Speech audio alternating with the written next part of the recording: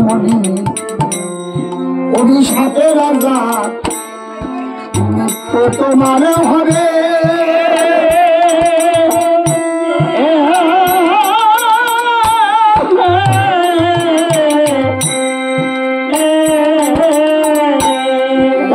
যেমন পুত্র শোকে মরতে হচ্ছে রাজা এই মৃত্যু একদিন তোমার হবে মনস্তাপ এই মনির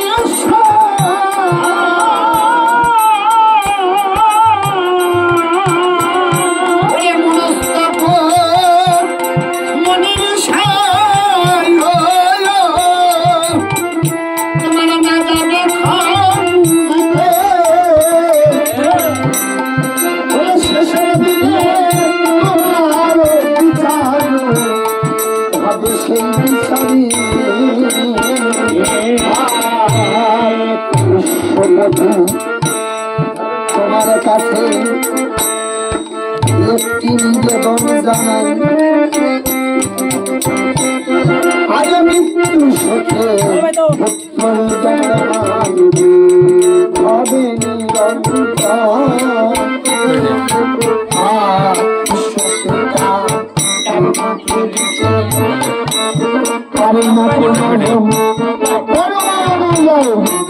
জগতে করে থাকে অভিশাপে রাজা মরণ হবে নিশ্চয় এই কথা দশরথ রাজা এসে বলে মনের কাছে মনে করি নিবেদন মৃত্যু আমার হবে কি কারণ আমি আমার বয়সে 750 দিয়ে আমার ঘরে কেন পুত্র সন্তান বলে মনি বলে দশরথ আমার কথা লও স্বয়ং ভগবান যদি আসে জন্ম নিবে অযোধ্যায় ছোটর অংশে রয়েছে জন্ম রাম লক্ষ্মণ ভরত ও আরো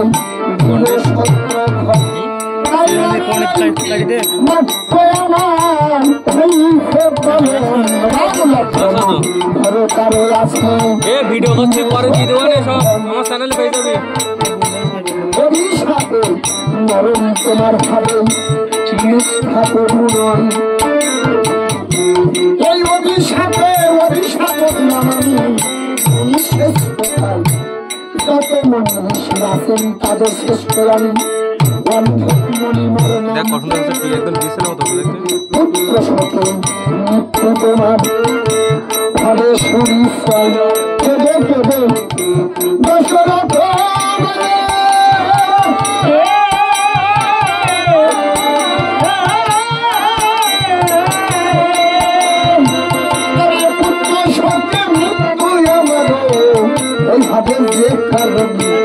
তাই তো ডাকতে বলে এই কারণে এই হলো রাজা দশরথ চিন্তা করলে এই হলো আমার পূর্বজন্মের কথা আর রাম লক্ষ্মণকে যদি আমি ভিক্ষা দিই তবে আমি বাঁচব অন্ধমণির অভিশাপ আজ কিন্তু ডবল হয়েছে অন্ধমণি তাই অভিশাপের কারণে মৃত্যুবরণ করতে হচ্ছে চিন্তার কোনো কারণ নেই দশরথ চিন্তা করলেন আমি রাম লক্ষ্মণকে মুনি ঠাকুরের কাছে ভিক্ষা দেব তবে রাম লক্ষ্মণকে যদি ভিক্ষা দিই তবে আমি বাঁচব না তা বাঁচবেন না কেন কারণ হলো রাম লক্ষ্মণকে ভিক্ষা দিলে আমার যে অভিশাপ হয়েছিল রাজা দশরথের কিন্তু তখন রামচন্দ্রের জন্ম হয় তার আগে এই অভিশাপটা হয়েছে এই অভিশাপের কারণে দশরথের মৃত্যুবরণ করতে হবে তাই দশরথ বিশ্বমিত্র মুনিকে বললেন আমি রাম লক্ষ্মণকে আজ দেব তা রাম লক্ষ্মণকে যদি ভিক্ষা না দাও বলে দাও আমি চলে যাচ্ছি কিন্তু অভিশাপ দিলে কিন্তু তোমার সোনা রাজ্য পুরে সরকার হয়ে না থাকবে পুত্র পরিজন না থাকবে এই যে অযোধ্যা পুরে সরকার হবে দশরথ আমি দিলাম অভিশাপ এদিকে পুত্র শোকে মৃত্যু হবে, অন্ধমণি অভিশাপ দিচ্ছে। আবার বিশ্বমিত্র মণি ঠাকুর বললেন, তুমি যদি রাম লক্ষ্মণকে ভিক্ষা না দাও তবে আমিও তোমাকে অভিশাপ দেব। দশরথ চিন্তা করছেন তবে কি করবে। এদিকে অন্ধমণি অভিশাপ দিয়েছে, আবার এদিকে যদি রাম লক্ষ্মণকে ভিক্ষা না দেয় তবে রাজা দশরথকে আবার অভিশাপ দেবে বিশ্বমিত্র মণি। তার দশরথ কি করলেন, অন্তঃপুরে যাচ্ছেন, কৌশল্যা সুমিত্রা কৈকেয়ী তিন রানীর কাছে যাচ্ছে। কেননা সন্তান তো একার নয়, তিন রানীর কাছে অনুমতি নেবে। তাই দশরথ আমার অন্তঃপুরেতে যাই, কৌশল্যা কৈকেয়ী সুমিত্রা রাখিছেন গলায়। শোনো শোনো ও কৌশল্যা, শোনো মনো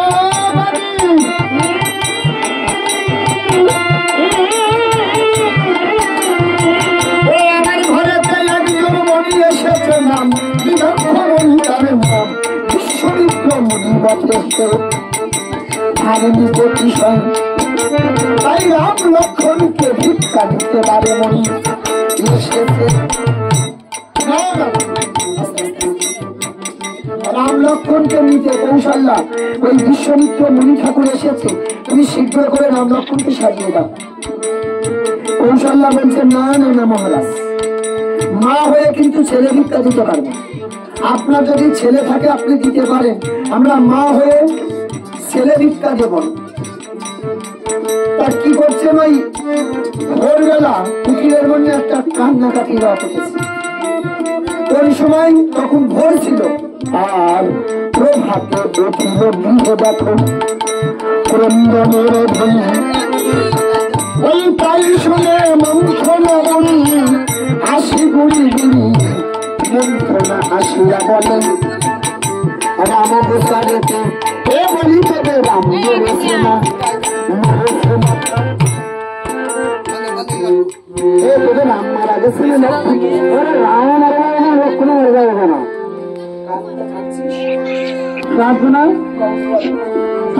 কাঁদছিস কেন? ওর মন্ত্র আমাদের বড় বিপদ রে, আমাদের বড় বিপদ। কি বিপদ?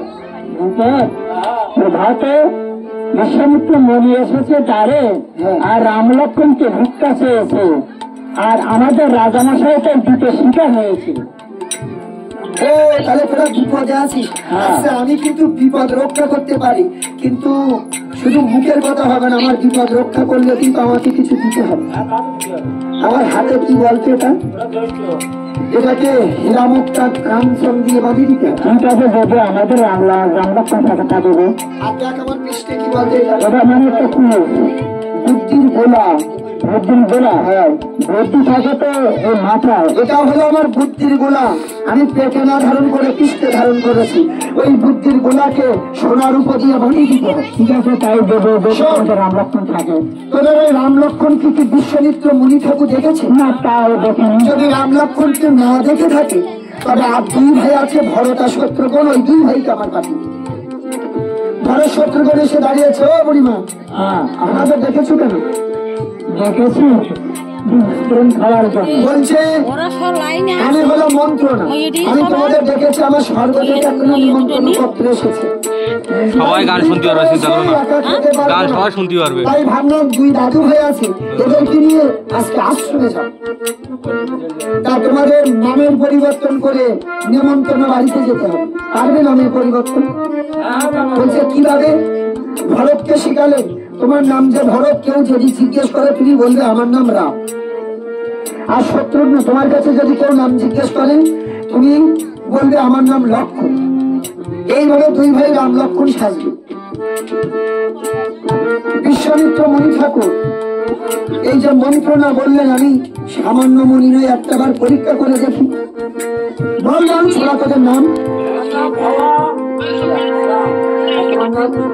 লক্ষ্মণ। কি আবার কেমন? একজন বলছে বাবা রাম, আর একজন বলছে শত লক্ষ্মণ। তার মানে এদের অরিজিনাল নাম ভরত শত্রুঘ্ন। তো তাই প্রথম নামের অক্ষরটা এসে গিয়েছিল, তাই ভয়েতে ওই ভরত বলতে গিয়ে ভব রাম ভবরাম, ওই যে রামের কথা মনে ছিল না, ভরণ নাম সেই বলতে যাবে সেই বলছে ভবরাম ভবরাম, আর শত্রুঘ্ন নাম বলতে গিয়ে বলছে শত লক্ষ। এইভাবে বললে হবে না, বলতে হবে আমার নাম রাম, আমার নাম লক্ষ্মণ। দুই ভাইকে সাজিয়ে নিয়ে যাচ্ছে। মন্ত্রণা রামায়ণের মধ্যে হলো মন্ত্রণা, আর মহাভারতে হলো শকুন। ধর্মটাকে সম্পূর্ণ ওলট পালট করে ছাড়িয়ে দিচ্ছে। তার মন্ত্রণা চিন্তা করলে এইভাবে সাজিয়ে নিয়ে যাচ্ছে। দশরথ জিজ্ঞেস করছে, ওটা আচ্ছা ও দশরথ, ওই মণি তো সামান্য মণি নয়। দশরথ জিজ্ঞেস করছে মন্ত্রণার কাছে, ও সামান্য মণি নয়, যখন জিজ্ঞেস করবে এই কি তোমার ছেলের লক্ষণ, তখন কি বলবে? তখন তুমি বলবে এটা জ্যেষ্ঠ, এটা কনিষ্ঠ। যখন তৃতীয়বার জিজ্ঞেস করবে তখন বলবে এই পুত্র যদি আমার, আমি রাজকার্যে ব্যস্ত আছি, এইভাবে বলবে। পুত্রকে নিয়ে মন্ত্রণা করেছে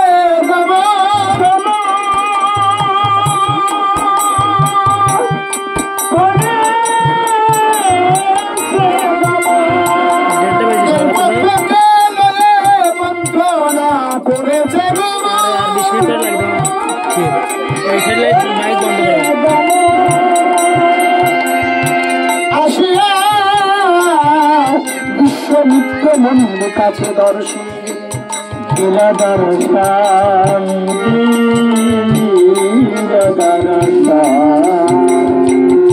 বিশ্বমিত্র মণি চরণে। বিশ্বমিত্র মণি ঠাকুর চিন্তা করলেন, মনে মনে দশরথকে জিজ্ঞাসা করছেন কেন? একদিন বিশ্বমিত্র মণি ঠাকুরের মনে মনে ভাবনা চিন্তা ছিল।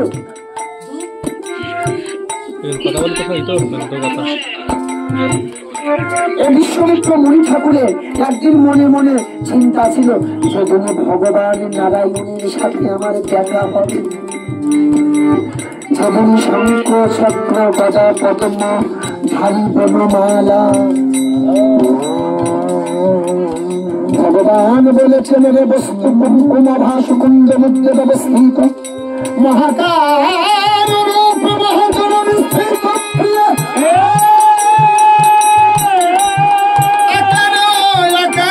হংসকার মরিচ্ছ কদাচ তদা ভব তদা জাত ব্রহ্মানন্দবান নমস্তুল্যবান। রমনাত্ম হল রাম, রমনাত্ম হল মিলন, জীব আত্মা পরমাত্মার সঙ্গে মিলন, ভগবানের সঙ্গে মিলন, ভক্তের সঙ্গে মিলন। এ মিলন আর্থিক মিলন, এ মিলন নিষ্কাম মিলন। যদি কোনো ভক্তের ভক্তে থাকে, বলতে কি এই যে ভক্ত, এই যে ভক্ত, যে ভক্তে যদি ভগবান থাকে, এই ভক্তে যদি কারো থাকে, ভগবান বলেছে আমার হতে আমার নাম বড়, নাম হতে ভক্ত বড়, আর ভক্ত হতে ভক্তের চরণ ধুলিয়া বড়। ভক্ত প্রতিষ্ঠিত দাঁড়িয়ে হয়। তাই ভগবান এই ভক্ত প্রতিষ্ঠিত দাঁড়িয়ে দল মাঝে যখনই বিশ্বমিত্র মণি ঠাকুর ভাবছে এই যদি ভগবান হবে, আমি হাত জোর করে দাঁড়াবো প্রভুর সম্মুখে। যদি সঠিক রামচন্দ্র ভগবান হয়ে থাকে, তবে আমার মস্তক নিশ্চয় না চরণে পড়ি। ভাবিতে ভাবিতে মনির জনমকে, ভাবিতে ভাবিতে রামচন্দ্র নাম জপ করে নয়ন মধ্যে করে খরজোর করে দাঁড়িয়েছে। যদি হবে রাম ভগবান, আমার মস্তক যেন প্রভুর চরণে গিয়ে পড়ে, তাই হাত জোর করে দাঁড়িয়েছে। কিন্তু চরণে মস্তক তো চরণে পড়ে না, বরং ওই ছায়াটা পিছন দিকে চলে। বিশ্বমিত্র মণি চিন্তা করলেন, এ তো আমার ভগবান নয়, আমি যার জন্য দীর্ঘায় দিন ধরে বসে আছি,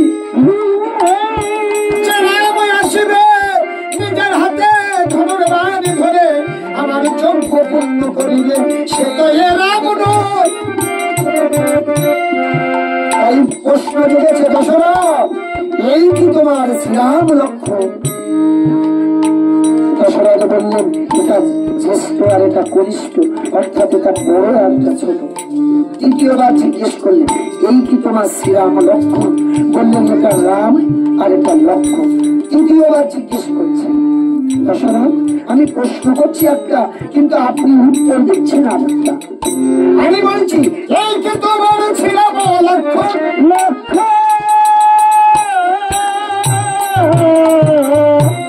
দশরথ শেষ উত্তর দিলেন কি এই পুত্র দুটি আমার, আমি রাজকার্যে ব্যস্ত আছি, আপনি আমার পুত্র দুটিকে দেখবেন।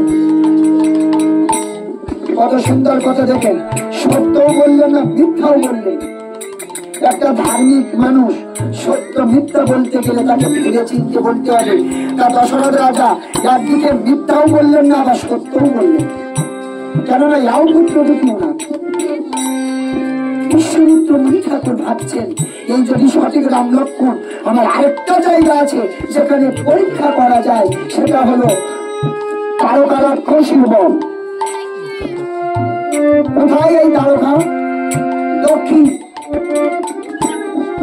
ভগবান শাস্ত্র বলেছে মানুষের দেহের দক্ষিণ ধারেই হলো অসুরের বাস, দক্ষিণ প্রান্তে। এই দক্ষিণ হলো অসুর, যে তারকা রাক্ষসীর বোন আছে দক্ষিণী তারকা রাক্ষসীর বোন। পুষ্টি পাতলে যেমন স্বর্ণকার স্বর্ণ ঘষে ঘষে যাচাই করে, আমারও এই তারকা রাক্ষসীর বনে এদের দুই ভাইকে আমি পরীক্ষা করে দেখবো এরা সঠিক। আবার নিয়ে যাচ্ছে, ভাবিতে ভাবিতে মনে চলিতে লাগিল মনোমাতে, চলিতে চলিতে মনে ভাবিলে চলার ভারে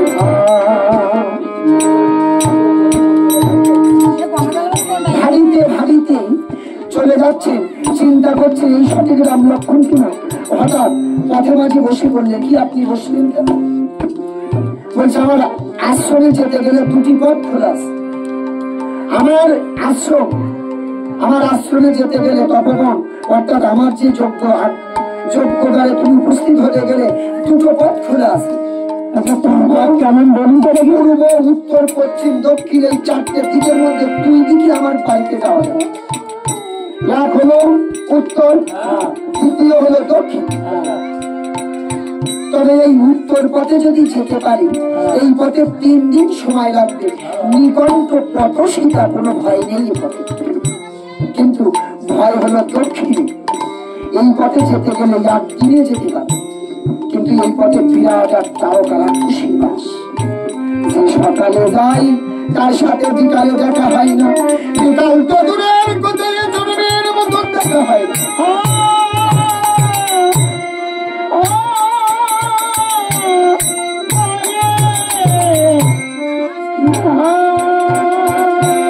যে সকালে যাই তার সাথে বিকালে দেখা হয় না, বিকাল তো দূরের কথা এর জন্মের মতন আর দেখা হয়। তারা রাক্ষসী সমান করে ভরস্বত্বজ্ঞ, এরা তো অরিজিনাল রাম লক্ষ্মণ নাই। বলছে না না না মনি ঠাকুর আমরা এই পথে যাবো না, আমরা এই পথে যাবো। কেন? তোমাদের 6 দিনের নাম করে নিয়ে এসেছি, যেতে লাগলো 3 দিন, আসতে লাগলো 3 দিন, এই পথেই তো 6 দিন শেষ হয়ে গেল। তবে আমার চোখকে রক্ষা করার জন্য তোমাদের নিয়ে যাচ্ছি, তবে যোগ্যটা কোন দিন রক্ষা হবে? না না যোগ্যটুকু আমরা বুঝি না। তা তোমরা কোথায় যাচ্ছ? আমরা নিমন্ত্রণ খাতে যাচ্ছি। কোথায় খাবা? কেন? মনির আশ্রমে। ও আচ্ছা আচ্ছা, এই নিমন্ত্রণের কথা তোমাদের বলেছে কি? কেন? আচ্ছা, খাওয়াচ্ছি তোদের নিমন্ত্রণের স্বাদ জন্মের মতন মিটিয়ে দেবো। রাগার কবল ধরে বললেন ছোড়া তোর নাম, আবার সে অরিজিনাল নাম বলতে গিয়ে ভরাম শত লক্ষণ, ভরাম শত লক্ষণ। নাম বলা তো দূরের কথা, দুটি ভাই দৌড়াচ্ছেন পথে। কেন? দৌড়াতে দৌড়াতে কৌশল্যা কৈকেয়ী সুমিত্রা 3 মায়ের কাছে গিয়ে দাঁড়িয়েছে। 3 মায়ের কাছে গিয়ে বলছে মা আমাদের বাঁচাও মা। কেন? আমাদের একজন মনি ঠাকুর আমাদের পালিয়ে নিয়ে এসেছে। ওদিকে তো বিশ্বমিত্র মনি ঠাকুর রাগানিত বেশ ধরে কুঠিরের দিকে রাগান্বিত দেশে পা হাঁটছে। বিশ্বামিত্র মুনি যখন হাঁটছে যেন ভূমিকম্প হচ্ছে।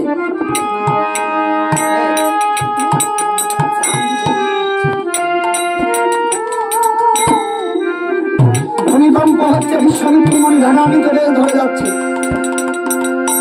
যখন ভূমিকম্পের সৃষ্টি হচ্ছে, বিশ্বমিত্র উপস্থিত হয়ে জিজ্ঞেস করছে, তোমার পরিচয়? ভালোভাবে পরিচয় বুঝতে পারলেন যে সঠিক রামলক্ষ নাই। রাগান্বিত দেশ থেকে দশরথের কাছে দাঁড়িয়েছে। দশরথ, তুমি হলো মুখ্যম রাজা, তুমি হলো রাজা। এত বড় বংশের রাজার ছেলে হয়ে, যে বংশের রাজা ছিল হরিশ্চন্দ্র মহারাজ, সবকিছু দান করেছিলেন। অবশেষে নিচে মাঠে শুকার চড়াতে বারাণসী তীরে মরা মরদেহ সৎকার করতেন এই হরিশ্চন্দ্র মহারাজ। তার স্ত্রী ছিল শৈবা। একদিনে নিজের ছেলেকে সর্প দংশন করে একদিনে রোহিতাস্য ফুল তুলিতে যায়, জগবন্ধু সর্প হয়ে মস্তকে দংশন। এই মৃত্যু যখন হরিশ্চন্দ্রের মৃত্যু হয়ে যায়, তাই নিজের সন্তানকে পোড়াতে নিয়ে গিয়ে স্বামী স্ত্রীর মধ্যে পরিচয় হয়। সে বংশের রাজা ছিল হরিশ্চন্দ্র মহারাজ। এই বংশের রাজা ছিল দাতাকর্ণ, যার একাদশী পারণার্থে নিজের ছেলেকে টুকরো টুকরো করে কেটে রন্ধন করে অতিথিকে সেবা দিয়েছিল দাতাকর্ণ। এই বংশের রাজা ছিল, যার নাম ছিল সবর, যার 60,000 পুত্র ছিল। এই বংশের রাজা ছিল দিলীপ বংশমান ভগীরথ, যে গঙ্গা আনয়ন করেছিলেন জগতের মধ্যে, যে গঙ্গা জলের আগে। এই গঙ্গা জলটা কোথায় পেলেন যদি ভগীরথ না? হাওড়া স্টেশন, হাওড়ার ব্রিজের নিচে গঙ্গার নিচে 350 ফুট নিচে পাতাল মেট্রো রেল স্টেশন তৈরি হয়েছে। মেট্রো যা ওই গঙ্গার নিচে যখন আপনি মেট্রোতে উঠবেন, দেখবেন একটা সবুজ বাতি জ্বলবে। ওই সবুজ বাতি সিগন্যালটা যে বন্ধ হয়ে যাবে, ভাবলেন আপনি গঙ্গা পার হয়ে চলে গেছেন। গঙ্গার নিচে কিন্তু 350 ফুট 4টে লিফট করে নিচে যেতে হবে। 4টে লিফট নিচেই কারেন্টে, ওই লিফটটিতে চলে আপনার নিচেই যেতে হবে। তাহলে সেই গঙ্গা যদি না আনতো ভগীরথ, তবে তো সাগর কুল উদ্ধার হতো না। এত বড় বংশের রাজার ছেলে হয়ে তুমি কিনা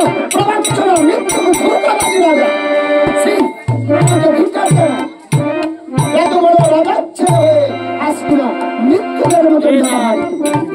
তাই আমি তোমাকে বলছি দশরথ, আর যদি আমার জন্য পরাঞ্চনা করো, মৃত্যুকে রাজা তোমাকে আমি অভিসম্পদ দেব।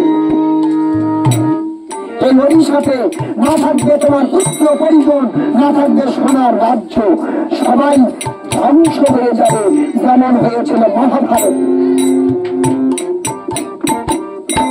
ধ্বংস তোমার হবেই।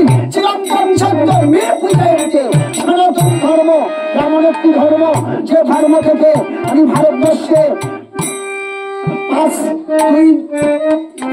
দাদাকে জিজ্ঞেস করেছিলাম, যারা পৃথিবী কংগ্রেস 4-5 জন নেতা, তারা আমি জিজ্ঞেস করেছিলাম রাজনৈতিক পৃথিবীতে কোথা থেকে এসেছিলেন এবং টেলিভিশন এই রাজনৈতিক কে এনেছিল, কারা করেছিল, এবং টেলিভিশন সৃষ্টি হয়েছিল কোথা থেকে, এবং ঘড়ি সিস্টেম হয়েছিল কোথা থেকে, এবং বিমান হেলিকপ্টার যে উড়োজাহাজ রাজস্বিক যে বইয়ের কোথায় চলে, এগুলো কিভাবে সৃষ্টি হয়েছে, কার অনুযায়ী? এই সনাতন ধর্ম থেকে বলতে পারি। এই সেই ধর্ম যা চিরন্তন সত্য, সত্য নির্বিঘ্নে। সে ধর্মের গায়ে দেখবেন রথের গায়ে, রথের ওপারে 8টা রথ আছে, নীল পুত কৃষ্ণ সবুজ হরিদ্রা তাম্র রজত কাঞ্চন। 8টা রথের চিহ্ন আছে। ওই রথের চাকার নিচে দেখবেন যেমন ঘড়ির চিহ্ন একটা আছে, ওই রথের চাকার গায়ে দেখবেন সেকেন্ডে, মিনিট, ঘন্টা, প্রত্যেকটা চাকা তৈরি আছে। ওকে দেখে ভেবে নিন যে ঘড়ি তৈরি হয়েছিলেন মহাভারত। এও সনাতন ধর্ম। যে সনাতন ধর্মের থেকে যা সৃষ্টি বৈজ্ঞানিকরা পেয়েছেন, যে সনাতন ধর্মে বিমান হেলিকপ্টার চলে, এই বিমান হেলিকপ্টার কোথা থেকে সৃষ্টি হয়েছিল? যখন পৃথিবীতে এই বিমান হেলিকপ্টার আসেনি, তখন রাবণের রথ উড়েছিল, রাবণের পুষ্প রথ উড়েছিল।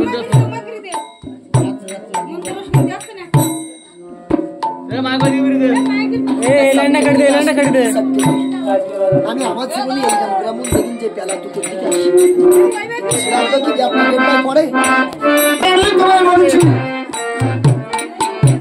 আজ যখন এই বিমান আসেনি তখন রাবণের পুষ্পরাগ উড়েছিল।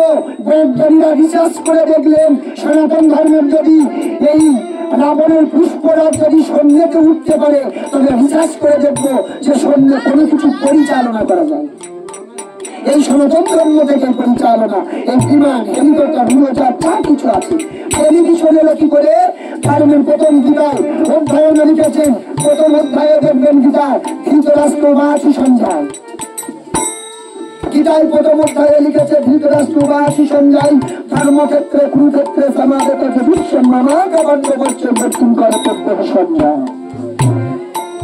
আমার চোখের দিকে লক্ষ্য করুন সঞ্জয় ধৃতরাষ্ট্র উবাচী সঞ্জয় টেলিভিশন আকারে দেখছে ধৃতরাষ্ট্রকে জানাচ্ছেন মহারাজ আপনার পুত্র পাণ্ডব ধৃতরাষ্ট্রকে বোঝাচ্ছেন আপনার পুত্র পাণ্ডব ভাই পুত্র এই যে পাণ্ডু যে ভাই ছিল তার পুত্র যুধিষ্ঠির ভীম অর্জুন নকুল সহদেব আর আপনার পুত্র দুর্যোধন দুঃশাসন বিকর্ণ শত ভাই মামা শকুনিকে নিয়ে কুরুক্ষেত্রের মাঠেতে এই ঘটনা ঘটাচ্ছেন মহারাজ দেখছেন। সঞ্জয় দেখছে আর ধৃতরাষ্ট্রকে শোনাচ্ছেন তাই গীতায় লিখেছে ধৃতরাষ্ট্র বা সুসঞ্জয়। এটাও হয়েছিলেন মহাভারত। তাহলে এই সেই সনাতন যে ধর্মে ৭০০ অবিনশ্বম ছিলাম তৎসত্য যা সত্যের উপরে দাঁড়িয়ে আছে এর বাইরে বিনা শুনাই এ সত্যের উপরে আছে এ ছিল আছে ভবিষ্যতেই থাকে। সনাতন ধর্মাবলম্বী তাই আজ এ যদি সঠিক রাম লক্ষ্মণ হলে সোনা রাজ্য পুরে সরকার হয়ে যাবে। এবার রাম লক্ষ্মণ মায়ের কাছে গিয়ে লুকিয়েছে আর মায়ের কাছে অনুমতি চাইছে মা মাগো আমাদের ওই মনির কাছে দেবে না। আর মা বাবাকে ছেড়ে আর থাকতে পারি না আমাদের তুমি তুলে দিও না মনির করে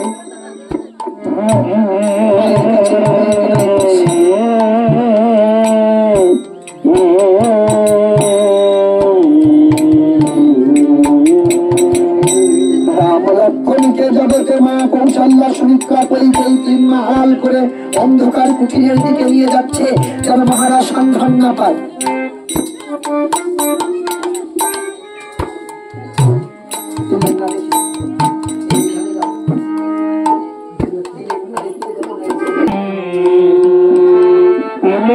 হরিলে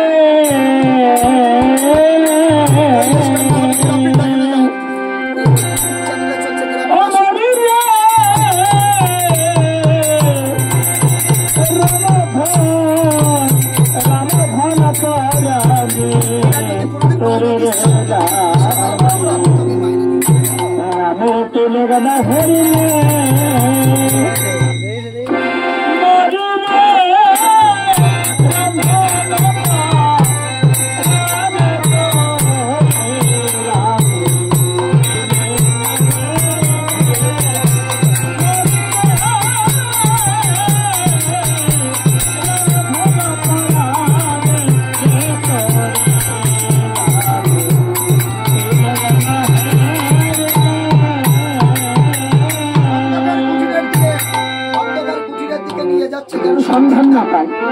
রামকে বলে পড়েছে কৌশল্যা জননী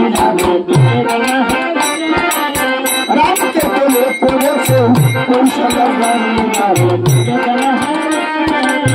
লক্ষণকে বলে পড়িলেন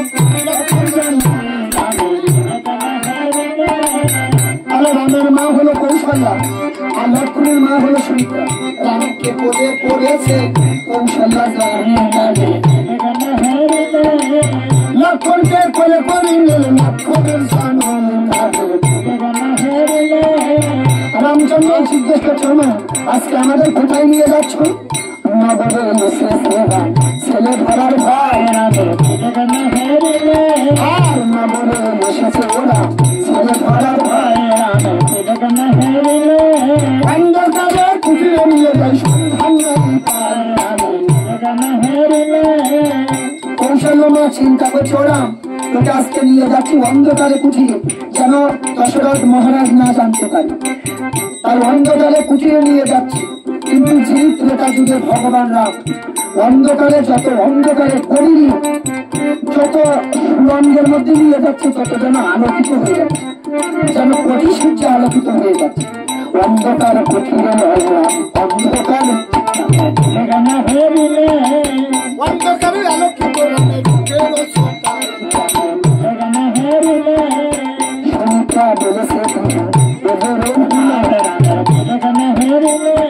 অন্ধকার আলোকিত হয়ে যাচ্ছে।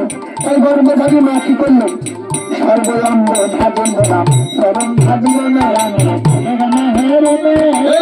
সর্বলম্ব ভাবিল না চরণ ভাবিল না। এইবারে রাম লক্ষ্মণকে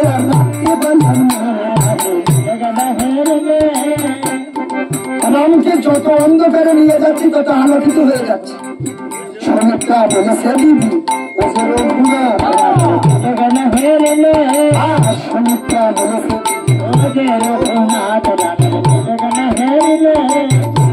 স্বপ্নে দেখলাম শঙ্খ চক্র গদা পদ্মালী আছে, শঙ্খ চক্র গদা পদ্মা আমি মিশির স্বপ্নের স্বপ্ন দিদি দেখেছি।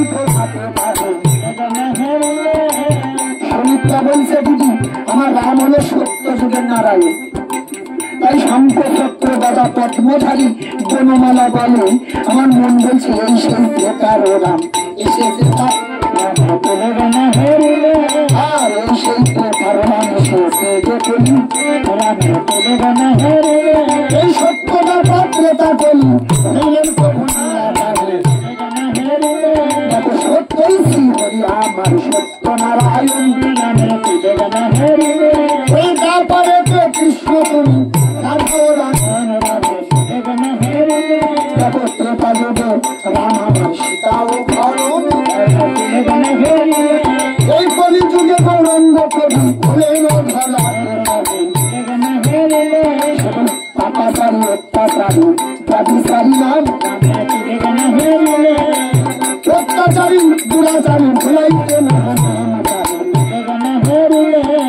আমি সত্য ত্রেতা দাপার করি, সত্যই শিহরি দাপারে কৃষ্ণ ত্রেতায় রাম, সত্যই শিহরি ত্রেতায় রাম দাপারে কৃষ্ণ।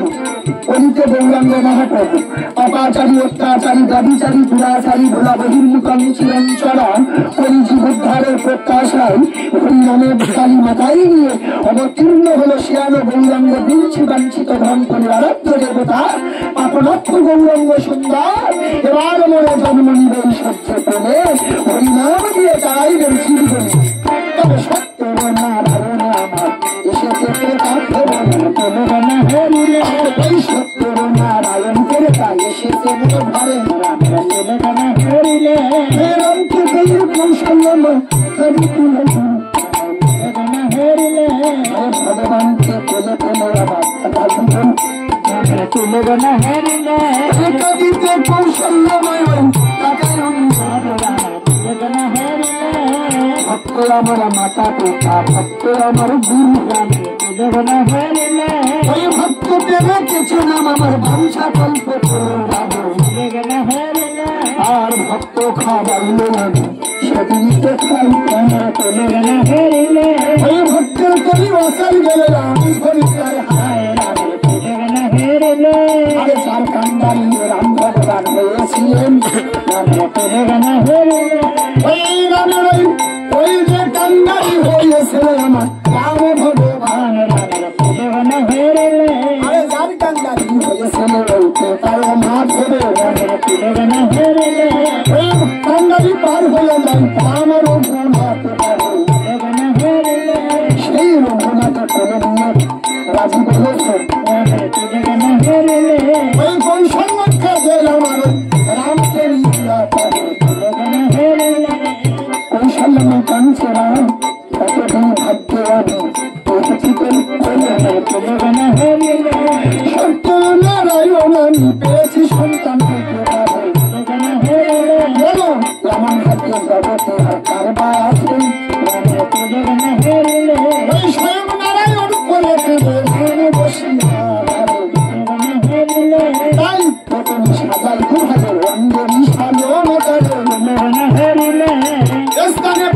দিয়েছেন রাজা ভাইয়ের বালাতে দিয়েছে তাকে গজমুক্তার হাত এই গজমুক্তি মুক্তামতি কলেজ হলো আছে গজমুক্তি মুক্তামতি কলেজ হলো নাম এই বাজাতে বুঝি ভাই আমার হাতে আর এই দেশে ভাই প্রবন্ধ করিতে পারে কথা হতে রাম লক্ষ্মণ করেছেন এই বিশ্বরূপ মনে নিকটে রাম লক্ষ্মণ দেখে দশরথ ধরাই পরে রাজার দশরথ ধরা অন্ধ মনে অভিশাপ বসে বসে মরে এই পুষ্প সাথে মৃত্যু আমার হবে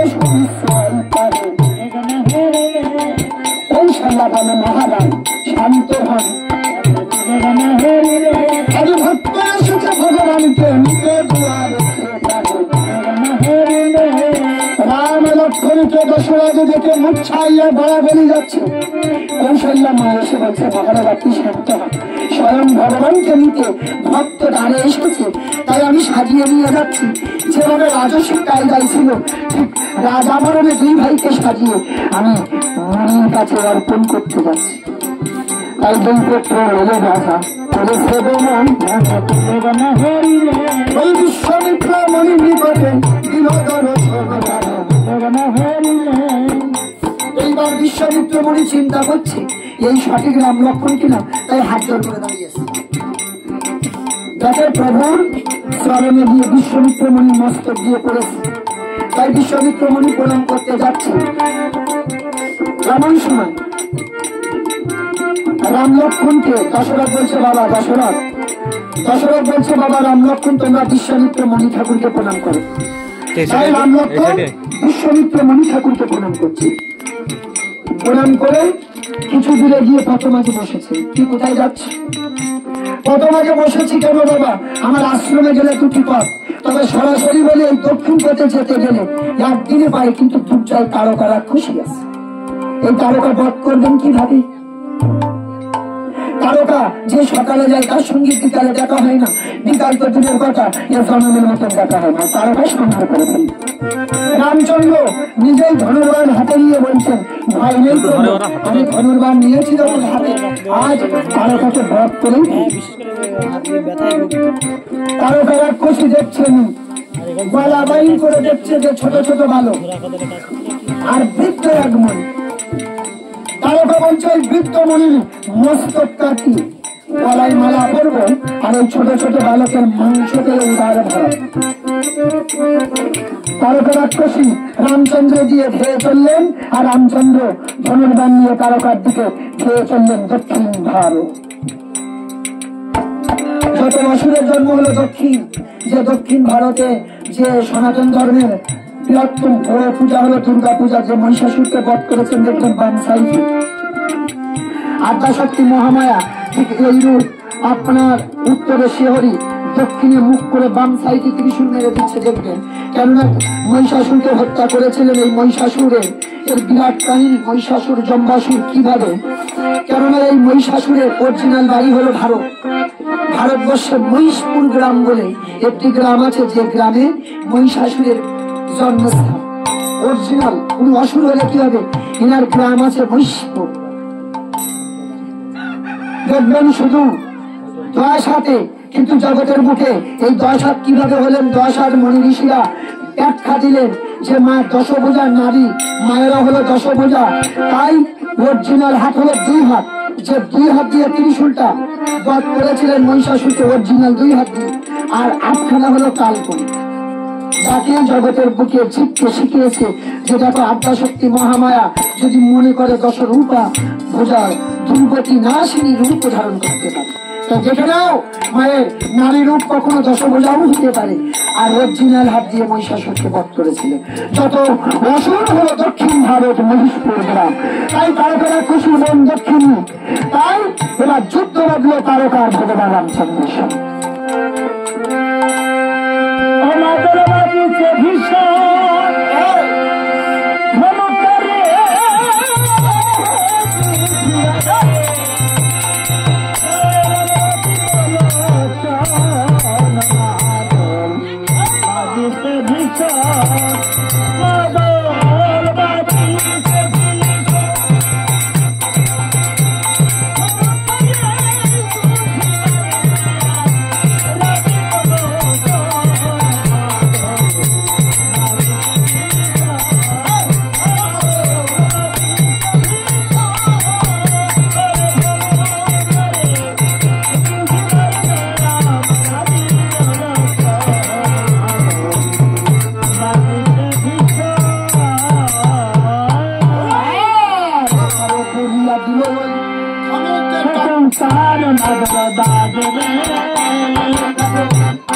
পরিয়া দিল ওই ধনুকে প্রাণার মাদল বাজে রে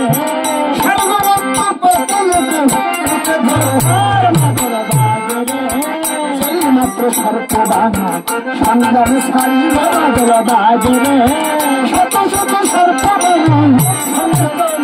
মাদল বাজে রে সেই মাত্র সর্প বাঙা সংগ্রামে ছাড়ি মাদল বাজে রে শত শত সর্প হইলেন সর্প বাঙা ধরে চলেন রাম অগ্রসর মাদল বাজে রে রামচন্দ্র বরণ ছাড়লেন তখন মাদল মাদল বাজে রে সর্পের সর্বকে বরণ মাদল বাজে রে তখন মাথা নুয়েছে তাই বড় বড় বড় বড় খাই মাদল বড় বড়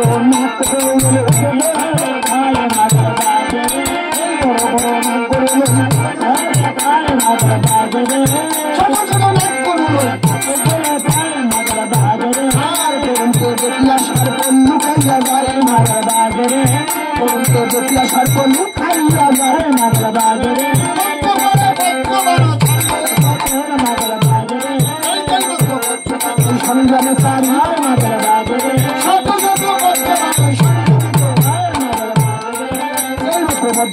সংগ্রামে ছাড়িল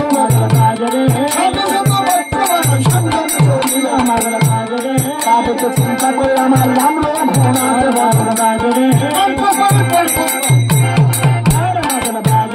পর্বতে ভগবান আমার ক্ষেত্রে হইল মাদল বাজরে পর্বতকে ভুলে পড়ে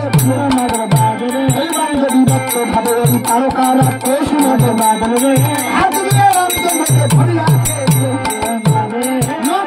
রামচন্দ্রকে মারিয়া লাপাতে লাপাতে তারকা ছুটিয়া চলিল মাদল বাজরে হাত দিয়ে তারকারা রামকে ধরিল মাদল বাজরে ঘরে মারা দিয়ে রামে মাদল বাজরে তারকার হস্ত কাটা প্রদক্ষিণ রয়েছে মাদল বাজরে দিয়ে লক্ষ্মণ হাত মাদল বাজরে হস্ত কাটা দেশে তারকার পার হয়ে রয়েছে মাদল বাজরে পায়ের তলায় রামচন্দ্রকে মারিয়া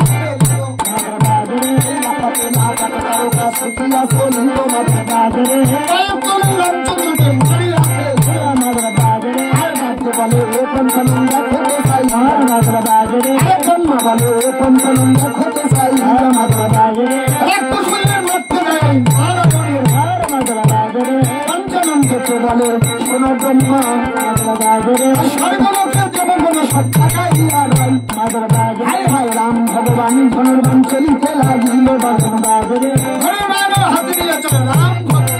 মাদল বাজরে ধনুর্বাণ নিয়ে চলে রাম ভগবান চরণ বাজরে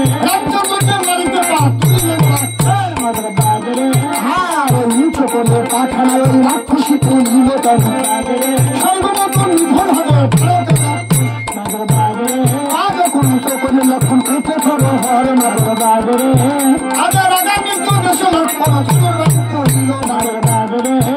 রাম ভগবানের পা দিয়ে মারি মাদল বাজরে মাদল বাজরে লক্ষণ ভাগান প্রবেশ মাধুর বাজারে মন্ত্র করে তাড়াতাড়ি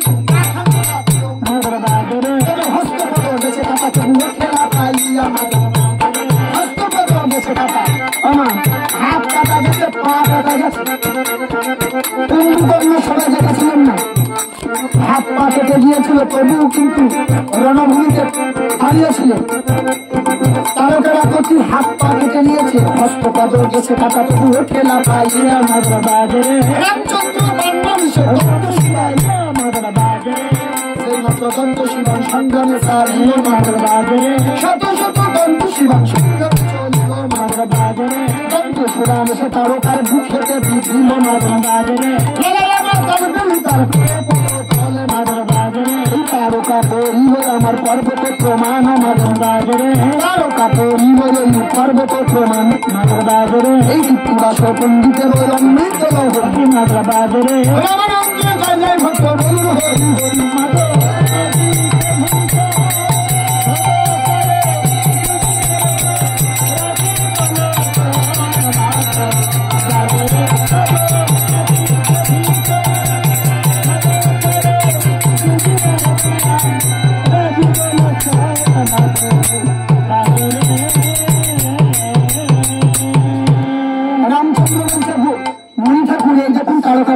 হয়ে গেছে কেন এবার বিশ্বামিত্র মুনি ঠাকুর চারিধারে ঘুরছে এত বড় মুছো বাবা পর্বত প্রমাণ মুছো হয়ে দেখতে হবে তারকারা কষে চারিধারে ঘুরছেন আর মূলর মতন মতন দাঁত লাঠি মেরে দিয়ে দিলাম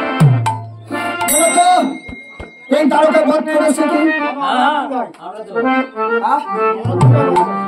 এই তারকা বধ করেছে কে বলছে আমরা দুই ভাই বধ করেছি কিভাবে কেননা ঝোপের ভিতরে এই যে ঝোপের ভিতরে মাথা রেখে বললাম মারো মারো মারো মারো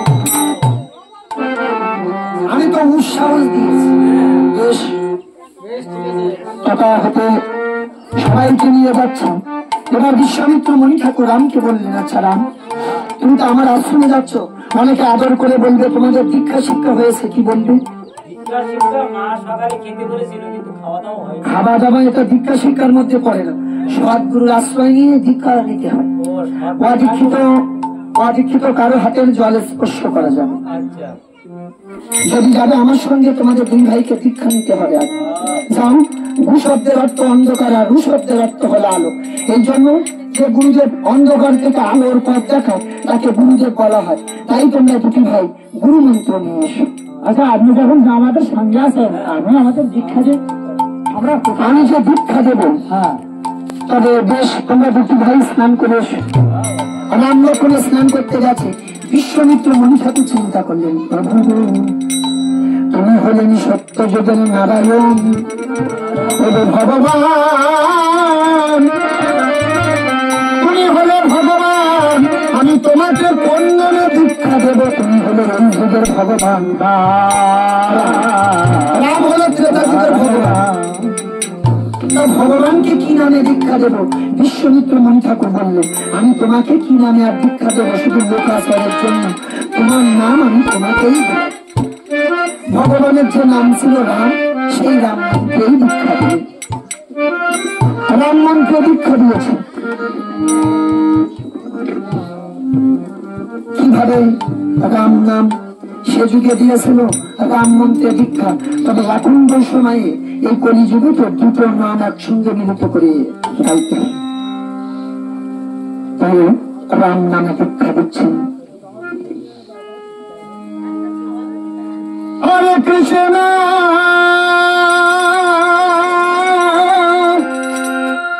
ও হরে কৃষ্ণ কৃষ্ণ কৃষ্ণ হরে হরে হরে রাম রাম রাম হরে হরে হরে কৃষ্ণ হরে কৃষ্ণ কৃষ্ণ কৃষ্ণ হরে হরে হরে রাম রাম রাম হরে হরে হরে হরে কৃষ্ণ কৃষ্ণ কৃষ্ণ হরে হরে হরে রাম হরে হরে কৃষ্ণ কৃষ্ণ কৃষ্ণ হরে হরে হরে রাম রাম রাম হরে হরে হরে কৃষ্ণ কৃষ্ণ কৃষ্ণ হরে হরে হরে রাম রাম রাম হরে হরে হরে কৃষ্ণ কৃষ্ণ কৃষ্ণ কৃষ্ণ হরে হরে রাম রাম রাম হরে হরে হরে কৃষ্ণ কৃষ্ণ কৃষ্ণ কৃষ্ণ হরে হরে হরে রাম রাম রাম রাম হরে হরে হরে কৃষ্ণ কৃষ্ণ কৃষ্ণ হরে হরে হরে রাম রাম রাম হরে হরে হরে কৃষ্ণ কৃষ্ণ কৃষ্ণ হরে হরে হরে রাম রাম রাম হরে হরে। আচ্ছা, তোমাদের শিক্ষা দিয়েছি, সম্পর্কে কি হয়েছে? তোমার আর আমার সঙ্গে সম্পর্ক কি হলো? গুরুদেব আর কি? আর আমি শিষ্য। ও গুরু শিষ্য। তবে তুমি যদি আমি যদি গুরু হয়ে থাকি তবে আমাকে গুরু দক্ষিণা দাও। কোথায় পাবো? আমরা যে বনবাসী হলে কি হবে? যদি আজকে এই যুগে ভগবান সেই সময় বলেছিলেন যে তোমরা যদি গুরু দক্ষিণা আমাকে না দাও, গুরু বলে কিন্তু জগতে কেউ মানবে। তাই গুরু দক্ষিণা নেওয়ার জন্য দুটি ভাই বনের মধ্যে প্রবেশ করলেন। স্বয়ং রাম ভগবান ভিক্ষা করে গুরু দক্ষিণা দিচ্ছে।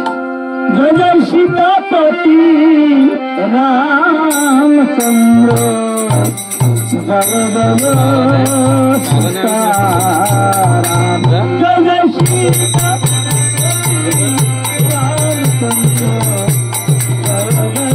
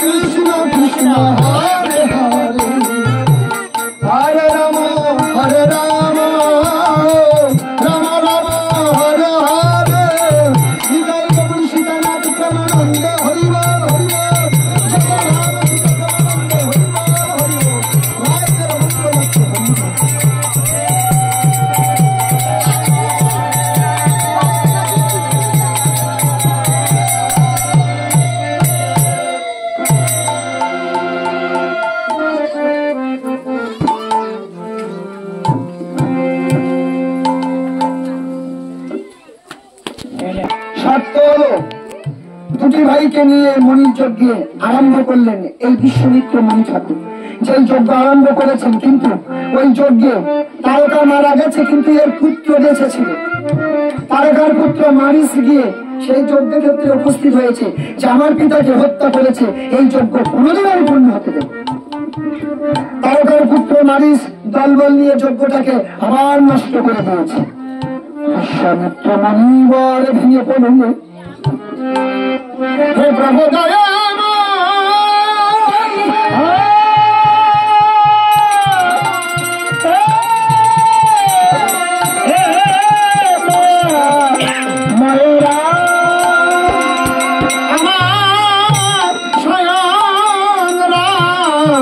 ভগবান বিশ্বমিত্র মণি চিন্তা করছে বাবা স্বয়ং রাম ভগবান। বিশ্বমিত্র মণি ঠাকুর চিন্তা করলে স্বয়ং ভগবান এসেছে যজ্ঞে, তাও যজ্ঞ পূর্ণ হচ্ছে না। তবে কি আমার কোনো ভিন্ন আছে? তবে কি আমি কোনো অধর্ম করেছিলাম যে কারণে আমার যজ্ঞ পূর্ণ হচ্ছে না? দৈববাণী থেকে বলছি, দাঁড়াও। নগর থেকে ভাবছে তারা রুধি বরিশন, কেমন চিনিবে তোমার শ্যাম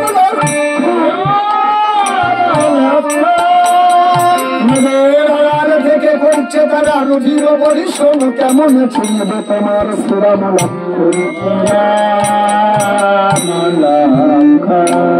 তাম্র পাত্র রেখে তাহাতে দেব মন্ত্র উচ্চারণ করে রাম লক্ষ্মণকে দেখে দেখতে পারো মহার মণি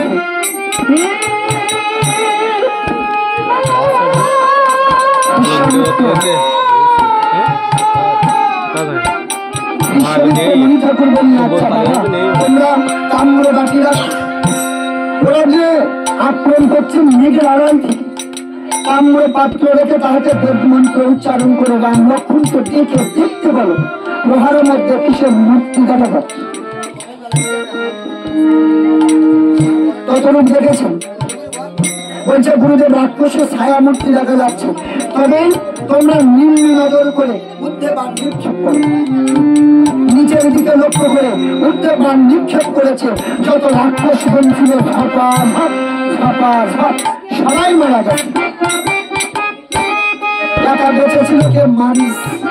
মারিস বুকে বাণ খেয়ে সাগরের জলে পড়েছিল। সাগর, যে সাগর রামচন্দ্রের সূর্য বংশের সাগর মহারাজ সাগর দান করেছিল। সাগর, যে সাগরের অতই কিনারা, যা কুল কিনারা দেখা যায় না সাগর, এই সাগর হলো রামচন্দ্রের পূর্বপুরুষ সাগর। সূর্য বংশের রাজা ছিল সাগর মহারাজ, তিনি সাগর দান করে গিয়েছিলেন। সেই সাগরের কুল কিনারা দেখা যায়।